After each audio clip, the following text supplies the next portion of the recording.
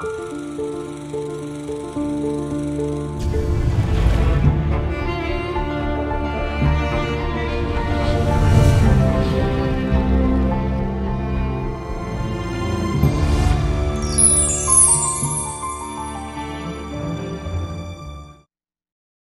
Friends, welcome to Cinetalk. আমরা স্বদেশি মুভমেন্টের ব্যাপারে সবাই জানি, আমরা স্কুলেও পড়ে থাকি এর ব্যাপারে।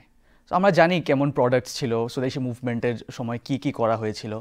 কিন্তু স্বদেশি মুভমেন্টের মধ্যে একটা স্বদেশি সিনেমা নামেরও কিছু একটা ছিল। এটা নিয়ে আমরা আজকে কিছুটা ডিসকাস করব। আমাদের আগের এপিসোডে আমরা ডিসকাস করেছিলাম about the early beginnings of সিনেমার জন্ম নিয়ে আমরা ডিসকাস করেছিলাম।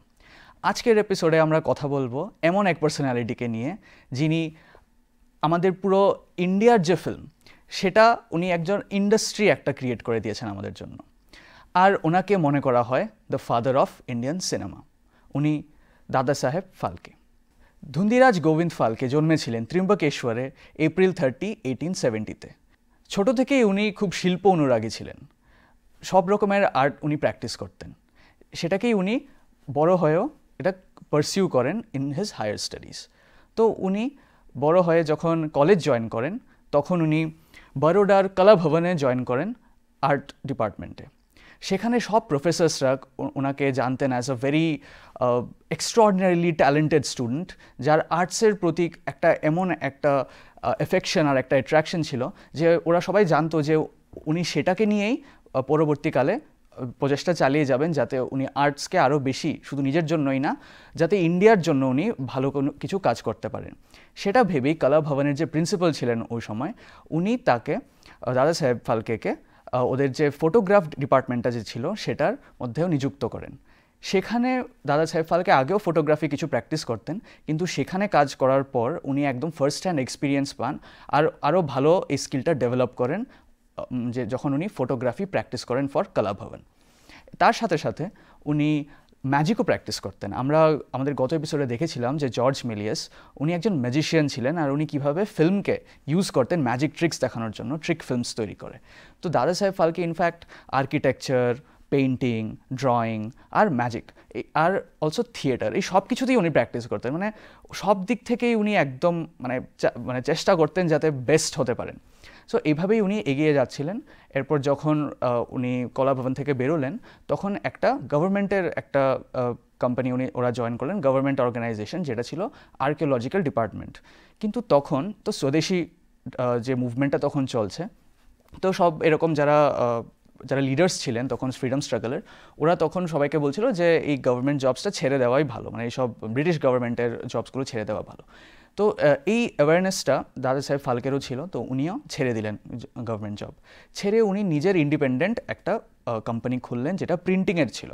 সো এই প্রিন্টিং কোম্পানিটাও উনি ওনার কয়েকজন বন্ধুদের সাথে মানে কিছু পার্টনার্সদের নিয়ে এই কোম্পানিটা খুলেছিলেন। মোটামুটি ভালোই চলছিল, কিন্তু কিছুদিন পর ওদের মধ্যে কিছু মতভেদ হওয়াতে কোম্পানিটা থেকে উনি বেরিয়ে যান। মানে কোম্পানিটা বন্ধ হয়নি, কিন্তু দাদা সাহেব ফালকে নিজেই কোম্পানি থেকে বেরিয়ে যান।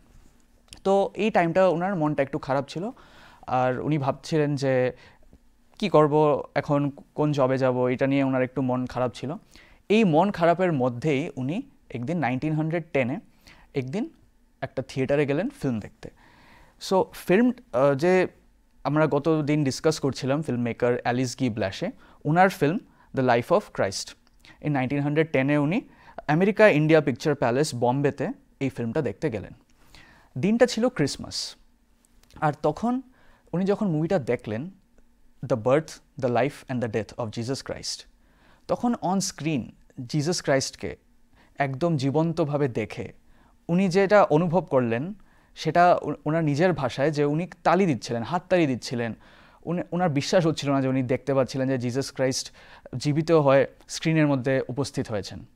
কিন্তু সেটা দেখাকালীন ওনার মনের মধ্যে আরেকটা প্রশ্ন জাগছিল, যে এটা কি পসিবল হতে পারে যে আমাদের ইন্ডিয়ান যে মিথোলজিক্যাল ফিগার্সরা আছে, ওদের কোনোরকমভাবে এরকমভাবেই জীবিত করে তোলা যায় অন দ্য স্ক্রিন। তো এমনিতে উনি দেখছিলেন জিসাস ক্রাইস্টকে, উনি দেখছিলেন ফিল্মটা, কিন্তু মনে মনে উনি ভাবছিলেন অ্যাবাউট রাম, কৃষ্ণা, গোকুল, অযোধ্যা। উনি মনে মনে অলরেডি সেই পিকচার্সগুলো ইম্যাজিন করা শুরু করে দিলেন। সেই দিন রাতে বাড়ি ফিরে উনি ঘুমননি, সারা রাত উনি জেগেই রইলেন। উনি খালি এটা নিয়ে ভাবছিলেন যে যদি জিসাস ক্রাইস্টকে আমরা এরকমভাবে দেখতে পারি, যেটা ওয়েস্টার্ন যারা আছে মানে ওয়েস্টার্ন ফিল্ম মেকার্সরা যদি এরকম বানাতে পারে, এরকম করতে পারে, তাহলে আমরা ইন্ডিয়ানসরা কি পারবো না? এরপর যে নেক্সট 2 মান্থস বম্বের প্রত্যেকটা ফিল্ম থিয়েটারে যত ফিল্ম দেখানো হচ্ছিল উনি প্রত্যেকটা ফিল্ম দেখলেন গিয়ে, প্রতিটা সব থিয়েটার্সে গিয়ে গিয়ে ফিল্ম দেখলেন। ইনফ্যাক্ট উনি এতই মুভি দেখলেন যে ওনার চোখটা অলমোস্ট খারাপই হয়ে যাচ্ছিল। তারপরে ওনার খুব পাওয়ার এতই চেঞ্জ হয়ে গেছিলো চোখের যে ডক্টরসদের পরামর্শ নেওয়ার পরে একটা খুব পাওয়ারফুল স্ট্রং একটা গ্লাস ওনাকে এরকম পড়তে হয়েছিল, একটা পাওয়ারফুল গ্লাস, অলমোস্ট চোখ খারাপই হয়ে গেছিলো ওনার, এতই ফিল্ম দেখেছিলেন উনি। আর উনি পড়ছিলেন নানা রকমের বই, ফিল্ম রিলেটেড বই, বাইরে থেকে ইম্পোর্টেড প্রচুর বুকসও নিয়ে এনেছেন on film making, on cinema, আর উনি খুবসে পড়তেন আর খালি ভাবতেন যে কিছু না একদিন উনি নিজে এরকম মুভিজ বানাবেন। এখানে একটা কথা বলা খুব জরুরি, তখন ওনার বয়স 40, তো 40 ইয়ার্স ওল্ড, ওনার তখন কোনো ফিক্সড সোর্স অফ ইনকাম নেই। তখন উনি যখন ওনার বন্ধুদের বা এরকম চেনা জানা লোকেদের বলতেন যে আমার না ফিল্ম বানানোর খুব ইচ্ছে, তখন সবাই ওনার উপরে হাসতো, বলতো এটা আবার কী কথা, এখানে ইন্ডিয়াতে ফিল্ম বানিয়ে কিছু হবে না, প্রথম কথা। সেকেন্ড কথা, এখানে মানে এটা ইম্পসিবল একটা ফিট, এটা করা যাবে না।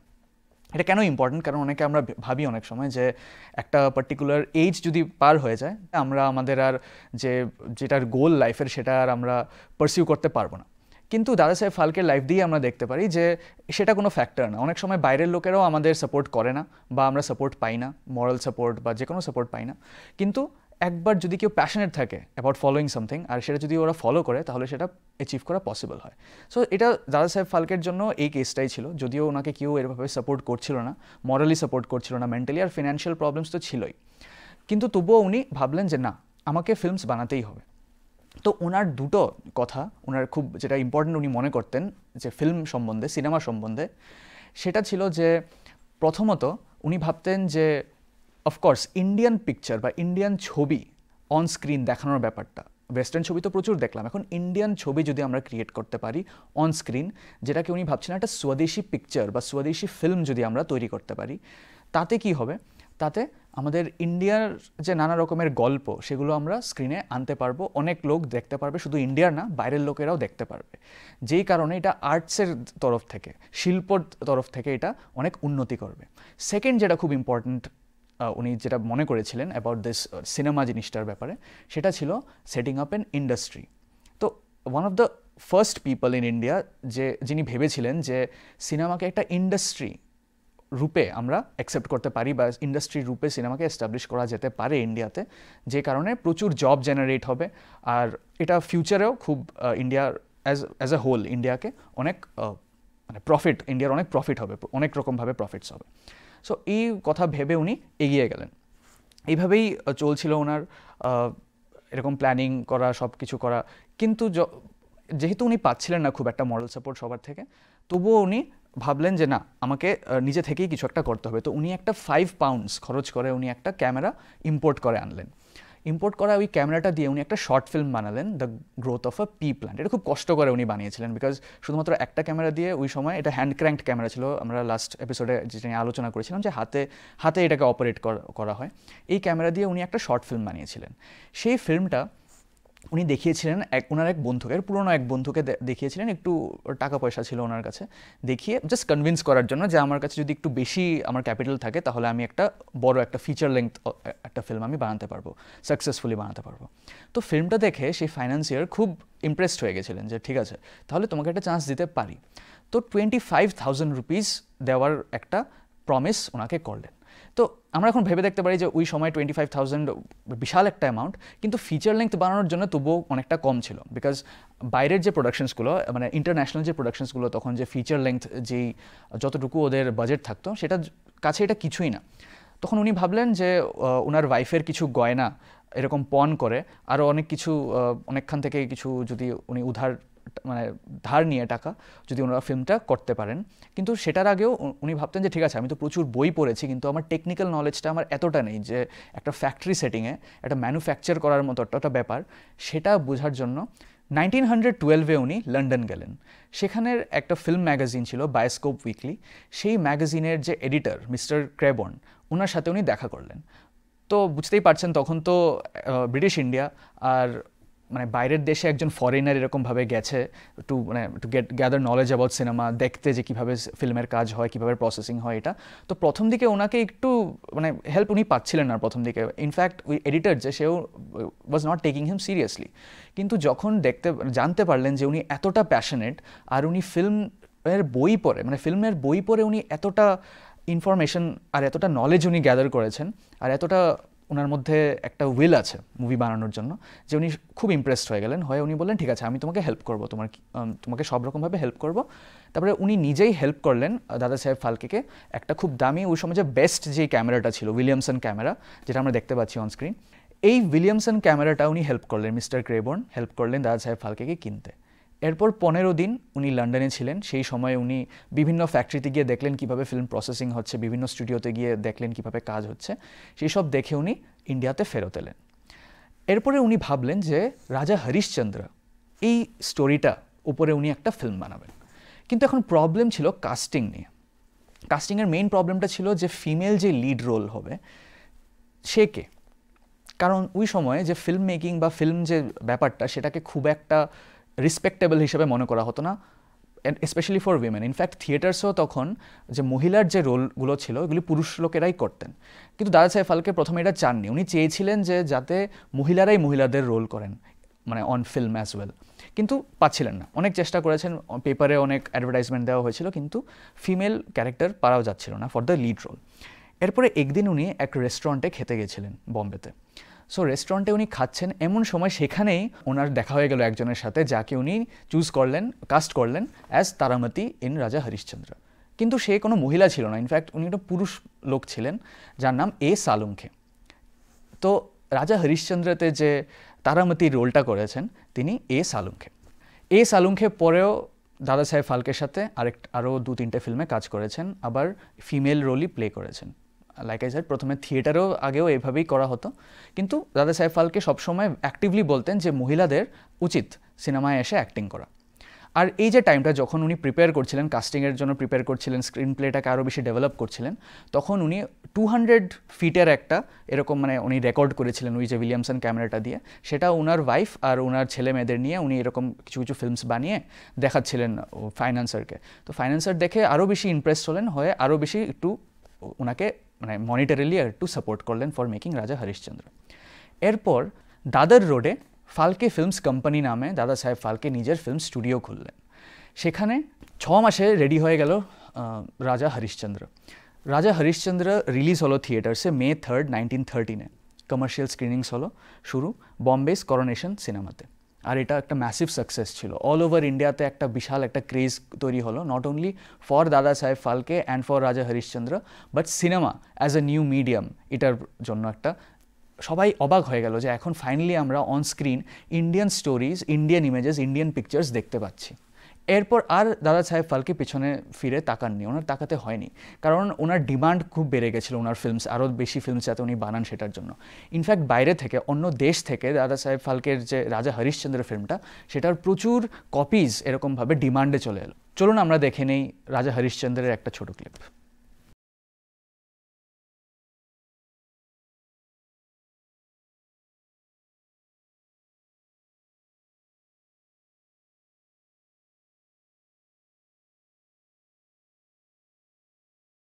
রাজা হরিশ্চন্দ্র ফেমটা শুধুমাত্র ইন্ডিয়ার মধ্যেই ছিল না, বাইরে যখন দেখানো হলো ফিল্মটা, তখন বাইরের লোকেরাও খুব বেশি এটাকে পছন্দ করলেন। আর ক্রিটিক্সরা খুব পজিটিভলি সেটার ব্যাপারে লিখলেন যে ইন্ডিয়ান একজন এরকমভাবে মানে কম রিসোর্স ইউজ করে এত ভালো একটা মুভি বানাতে পেরেছে।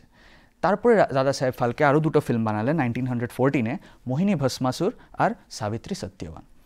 এই যে মোহিনী ভস্মাসুর ফিল্মটাতে for the first time Durgabai Kamat নামের একজন, ইনি হচ্ছে ইন্ডিয়ার ফার্স্ট ফিমেল অ্যাক্ট্রেস যিনি ফিচার লেংথ ফিল্মে কাজ করেছেন। এর আগে অফকোর্স যেটা আমি বললাম যে ফিমেল রোলস মেলরা করতেন, পুরুষ লোকেরা করতেন, কিন্তু for the first time Durgabai কামত আর ওনার ওদের ছোটো মেয়ে ছিল, সেও এই ফিল্মটাতে অ্যাকচুয়ালি কাজ করে ইন মোহিনী ভস্মাসুর। জুন 1914-এ উনি আবার লন্ডন যান ওনার কিছু ফিল্মস নিয়ে, বিকজ ওই ততদিনে ওনার ফিল্মসের ডিমান্ড প্রচুর হয়ে গেছে আর লোকজন ওনাকে দেখতে চাইছিলেন। কিন্তু 1914-এ আমরা জানি প্রথম বিশ্বযুদ্ধ শুরু হয়ে যায়। তখন ইন্ডিয়াতে একটা ডিফারেন্ট একটা অ্যাটমসফিয়ার ছিল। দাদা সাহেব ফালকে নিজের কথাতেই যখন উনি লন্ডনে ছিলেন তখন উনি দেখছিলেন যে ইংল্যান্ডে অ্যাটলিস্ট লোকজন মানে লাইফ অ্যাজ ইউজুয়াল নর্মালি ওরা অ্যাটলিস্ট চেষ্টা করছিল যাতে নর্মালি কন্টিনিউ করে, কিন্তু ইন্ডিয়াতে অফকোর্স তখন তো ব্রিটিশ রুল ছিল, ওদের অলরেডি মনের মধ্যে একটা ভয় ছিল যে কি হবে এখন ফার্দার। তাই যে ফরেন যা যা প্রোডাক্টস ছিল, শুধুমাত্র ফরেন প্রোডাক্টস বলতে মানে দ্রব্য না, জিনিস না, কিন্তু এই যে ইনস্টিটিউশন যেমন সিনেমার মতো যে জিনিসগুলো, এগুলোর প্রতিও একটু ওরা সেকেন্ড থটস ওদের আসা শুরু করলো অ্যাবাউট সিনেমা অ্যাজ ওয়েল। কিন্তু প্রবলেমটা হলো যখন যে দাদা সাহেব ফালকের যে ফাইন্যান্সার, যিনি ওর প্রোডাকশন হাউসটাকে ফাইন্যান্স করছিলেন, যার টাকার জন্য ওরা সবাই স্যালারি পাচ্ছিল ওয়ার্কার্সরা, উনিও ভাবলেন যে এটার মধ্যে এখন আর টাকা রোজগার মানে টাকা ইনভেস্ট করাটা ঠিক না, বিকজ এটা একটা শর্ট লিভড, প্রথম কথা একটা শর্ট লিভড হতে পারে, আর অফকোর্স এখন তো যুদ্ধ শুরু হবে, তো একটা বিশাল বড় একটা ইকোনমিক একটা প্রবলেম ক্রিয়েট হবে, আর এখন যদি সিনেমার উপরে বেশি আমরা ইনভেস্ট করি এটা একটা লং রানে একটা বাজে একটা প্রভাব ফেলতে পারে। তাই উনি কি করলেন, উনি প্রথমে তো ভাবছিলেন যে বন্ধই করে দেবেন, কিন্তু বন্ধ করেননি প্রোডাকশন হাউসটা, কিন্তু উনি সবার যে স্যালারি অনেক কমিয়ে দিলেন। দাদা সাহেব ফালকে চাইছিলেন না সেটা হোক, কিন্তু করতেই হলো বিকজ ফাইন্যান্সাররা টাকা দিচ্ছিলেন না। তো উনি এরপর ফেরত চলে এলেন ইন্ডিয়াতে কিছুদিন পরে। আর এরপরেও যে নানা রকমের ইম্পোর্ট রেস্ট্রিকশনস চলছে, মানুষের মনের মধ্যে খুব একটা ভয়, আর প্লাস এই সবার স্যালারি, ওয়ার্কার্সদের স্যালারি কমিয়ে দেওয়ার ফলে ওনার একটু ফিল্মস বানাতে প্রচুর প্রবলেম হচ্ছিল।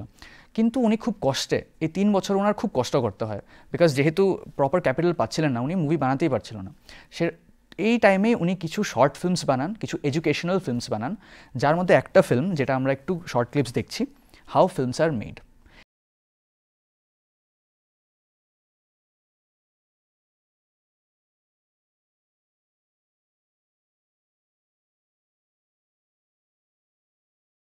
এই ফিল্মটার অ্যাকচুয়ালি অরিজিনাল যে প্রিন্টটা বা অরিজিনাল যে ভার্জনটা, সেটা আমাদের খুব একটা পুরোটা ফিল্ম অ্যাভেলেবেল না, কিন্তু কিছু যে ফুটেজ বাকি আছে সেটাই আমরা এখন দেখতে পাচ্ছি। এটা সতীশ বাহাদুরের ডকুমেন্টারি, দাদা Saheb Phalke the first Indian film maker. এই ডকুমেন্টারিটার মধ্যে এই পার্টটা আছে। কিন্তু এই টাইমটার মধ্যে সামহাও দাদা সাহেব ফালকে নিজেকে সাস্টেইন করলেন, মানে অন্য কেউ হলে হয়তো পসিবলই হতো না সেটা করার, কিন্তু উনি তবুও লেগে থাকলেন আর কন্টিনিউ করলেন ফিল্মস বানানো। এই 3 বছর ভীষণ স্ট্রাগল করে, খুব কষ্ট করে উনি ফাইনালি 2টো ফিল্ম বানালেন। প্রথমটা হচ্ছে রাজা হরিশ্চন্দ্রের একটা নূতন একটা ভার্সন, আর আরেকটা ফিল্ম যেটা বানালেন সেটা হচ্ছে লঙ্কা দহন। দাদা সাহেব ফালকে নিজের ভাষায় একটা কথা উনি মজা করে বলেছিলেন যে লঙ্কা দহন বানিয়ে উনি শঙ্কা দহন করতে পেরেছিলেন, কারণ সবাই তখন ভাবছিল যে উনি আর ফিল্ম বানাতে পারবেন না বা ফিল্ম মেকিং শেষ ইন্ডিয়াতে। কিন্তু লঙ্কা দহন ওয়াজ ওই টাইমের 1917-এর সবচেয়ে বড় হিট ছিল লঙ্কা দহন।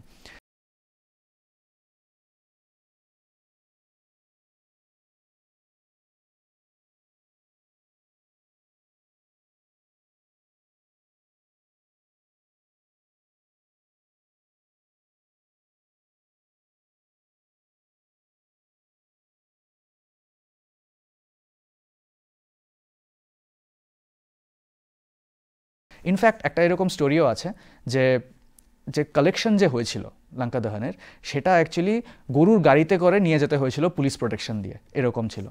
আর স্ক্রিনিং চলতো সকাল 7টা থেকে শুরু করে মাঝরাত পার হয়ে যাওয়ার পরেও স্ক্রিনিং চলতে থাকতো, লোকজন এরকম ভিড় করে দেখতো। আর পুনেতে একটা থিয়েটারের দরজা ভেঙে দিয়েছিল লোকজন ঢোকার জন্য শুধুমাত্র। সো এতটা পপুলারিটি পেয়েছিল এই লঙ্কা দহন।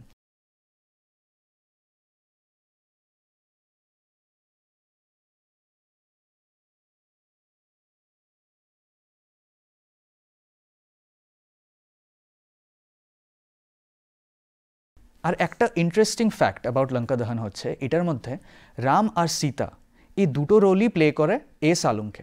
পপুলারিটি ওনার অনেকটা ছিল, কিন্তু এটা করে আরও বেশি উনি পপুলার হয়ে গেলেন। অনেকে বলে উনি ছিলেন ইন্ডিয়ার first star in a certain way, কারণ উনি রাম আর সীতা দুটো রোলই নিজে করেন, আর যেটা খুব জনপ্রিয়তা লাভ করেছিল এই ফিল্মটা। এই সময়টাতেই উনি নবযুগ নামের এক পত্রিকাতে ওনার যে ফিল্ম মেকিংয়ের ব্যাপারে উনি লিখতেন।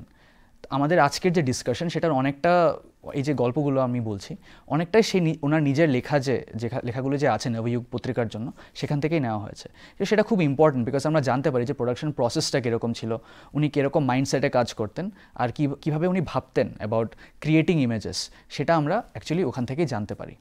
1917-এর শেষের দিকে এই যে ফালকের যে প্রোডাকশন হাউসটা সেটা অ্যাকচুয়ালি হিন্দুস্তান ফিল্ম কর্পোরেশন নামের একটা কোম্পানি হয়ে যায়, মানে এটা মার্জ হয়ে যায় একটা বড় কোম্পানিতে। সেটা উনি অন্য কিছু পার্টনার্সদের সাথে এই কোম্পানিটা চালান।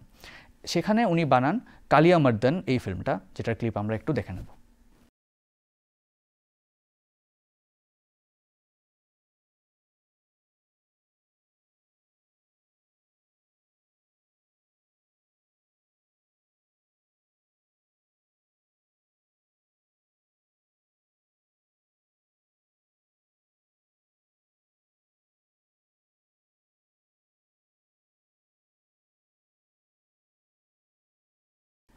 এখানে যে কৃষ্ণার রোলটা যে প্লে করেছেন তিনি মন্দাকিনী, যে ফালকের মেয়ে। সেই ফিল্মটাও ম্যাসিভ পপুলারিটি পায় ইন্ডিয়াতে, আর এইভাবেই ওদের ক্যারিয়ার চলতে থাকে। কিন্তু আনফর্চুনেটলি যে বাকি যে পার্টনার্সরা ছিল এই কোম্পানির, ওদের সাথে ফালকের একটু ডিসএগ্রিমেন্টস হয়, যেই কারণে তখন ফালকের একটু বয়সও বাড়ছিল। তখন উনি ভাবলেন উনি ফিল্ম মেকিং থেকে রিটায়ারমেন্ট নিয়ে নেবেন।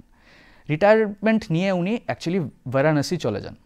বারাণসী গিয়ে উনি ভাবেন যে আর ফিল্ম নিয়ে উনি কিছু করতে চান না, উনি একদম ফিল্ম ছাড়াই থাকবেন। যদিও ওনাকে বিভিন্ন জায়গা থেকে ওনাকে ডাকা হতো যে আপনি আমাদের জন্য প্লিজ এসে ফিল্ম বানান। ইনফ্যাক্ট এই হিন্দুস্তান ফিল্ম কোম্পানি থেকে ওনাকে ডাকা হতো এসে ফিল্ম বানানোর জন্য, কিন্তু উনি সবসময় নাই করে দিতেন। এভাবেই ওনার কিছু টাইম কাটার পরে উনি ভাবলেন ঠিক আছে আমি যাই গিয়ে একটু হেল্প করি। কিন্তু উনি ডিসাইড করেছিলেন যে উনি আর ডিরেক্টোরিয়ালভাবে উনি আর হেল্প করবেন না, অ্যাজ এ ডিরেক্টর উনি আর কাজ করবেন না, কিন্তু উনি টেকনিক্যাল দিক থেকে উনি হেল্প করবেন। তখন টকিজ বা ফিল্ম যেখানে সিং সাউন্ড আছে বা কথা আছে এরকম টাইপের ফিল্ম তখন অলরেডি পপুলারিটি পেয়ে যাচ্ছে। তো ওনার তৈরি করা যে লাস্ট যে ফিল্মটা ছিল সেতু বন্ধন, সেটা অ্যাকচুয়ালি পোস্ট সিঙ্ক করা হয়, মানে যখন শ্যুট করা হয়েছিল ফিল্মটা তখন এটাকে সাইলেন্ট হিসাবেই করা হয়েছিল। কিন্তু টকিজের জনপ্রিয়তা দেখে এটার মধ্যে পরে সাউন্ড এরকম বা পরে এরকম ডায়লগস অ্যাড করা হয়েছিল, কিন্তু সেটা খুব একটা ভালো পপুলারিটি পায়নি। আর ততদিনে ওনার বয়স আরও বাড়ছিল, যখন বাই দ্য টাইম হি ওয়াজ 70 তখন উনি লাস্ট একটা ফিল্মে উনি কাজ করেন গঙ্গাবর্তন নামে, এটা টকি ছিল। আর উনি অ্যাকচুয়ালি চেয়েছিলেন যাতে এই ফিল্মটা প্রচুর ক্রিটিসিজম পাক।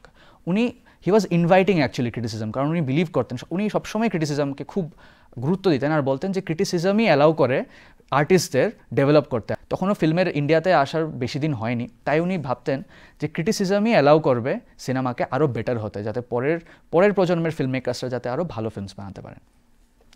কিন্তু এরপর ফালকে আর ফিল্ম বানাননি, আর এটা খুব একটা আনফর্চুনেট ইনসিডেন্ট যে ওনাকে অ্যাকচুয়ালি ইন্ডাস্ট্রি ভুলেই গিয়েছিল। ওনাকে শেষের দিকে উনি একদম অলমোস্ট একটা পপারের মতো হয়ে গেছিল, মানে আর টাকা পয়সা ওনার ছিলই না, আর ওনাকে কেউ মনেও রাখেনি। এটা একটা খুব স্যাড একটা ব্যাপার যে একটা পার্টিকুলার ম্যাগাজিন থেকে ওনার একটা ফটোগ্রাফ শুধু চাওয়া হয়েছিল। তো ওরা দাদা সাহেব ফালকেকে একটা লেটার লিখে পাঠিয়েছিল যে আপনার একটা ফটোগ্রাফ আমাদের লাগবে, আমরা একটা আপনাকে ডেডিকেট করে একটা এডিশন আমরা রিলিজ করতে চাই। সেটার উত্তরে দাদা সাহেব ফালকে রিপ্লাই দিয়েছিলেন লেটার লিখে যে যেই ইন্ডাস্ট্রিকে আমি জন্ম দিয়েছি সেই ইন্ডাস্ট্রি আমাকে ভুলে গেছে, তাহলে তোমরা কেন মনে রেখেছো, তোমরাও ভুলে যাও, because it's human nature two forget. এটা ছিল ওনার কথা, মানে ফিল্ম রিলেটেড ওনার যে শেষ কথা ছিল সেটাই। এটা খুবই আনফর্চুনেট যে তখন দাদা সাহেব ফালকেকে ইন্ডিয়ার লোকেরা ভুলে গিয়েছিলেন।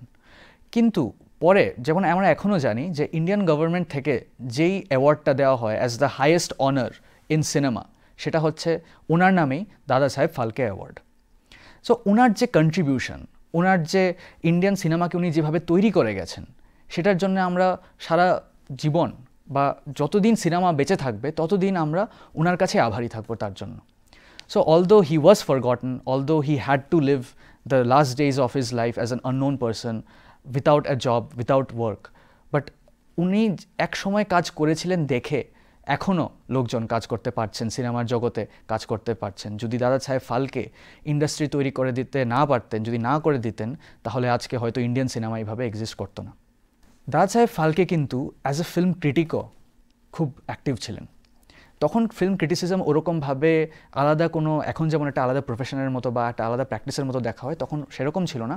কিন্তু যেটা আমি বলেছিলাম যে উনি লিখতেন, অ্যাক্টিভলি লিখতেন, যে ওনার কাজের ব্যাপারে লিখতেন, উনি ফিল্ম এডুকেশনের ব্যাপারে লিখতেন, ফিল্ম যে এন্টারটেইনমেন্ট আর এডুকেশন দুটোই প্রোভাইড করতে পারে সেটার ব্যাপারে উনি লিখতেন, কীভাবে ফিল্মস বানাতে হয়, কীভাবে ফিল্মস বুঝতে হয় তার ব্যাপারে উনি প্রচুর লিখেছেন। সো এইভাবেও আমরা এটাও বলতে পারি যে ইন্ডিয়ার one of the earliest film critics হচ্ছেন দাদা সাহেব ফালকে, যিনি চেয়েছিলেন যে ইন্ডিয়ার স্টোরিজ, ইন্ডিয়ার নিজস্ব কালচারকে অন স্ক্রিন দেখানোটা, উনি এটা শুরু করেছিলেন। আর এখনও আমরা এভাবেই এগিয়ে যাচ্ছি। এটাই ছিল আমাদের আজকের আলোচনা অন দাদা Saheb Phalke, the father of Indian cinema. আমাদের পরবর্তী এপিসোডে আমরা কথা বলবো about the birth of Hollywood. আজকের জন্য এতটুকুই, নমস্কার।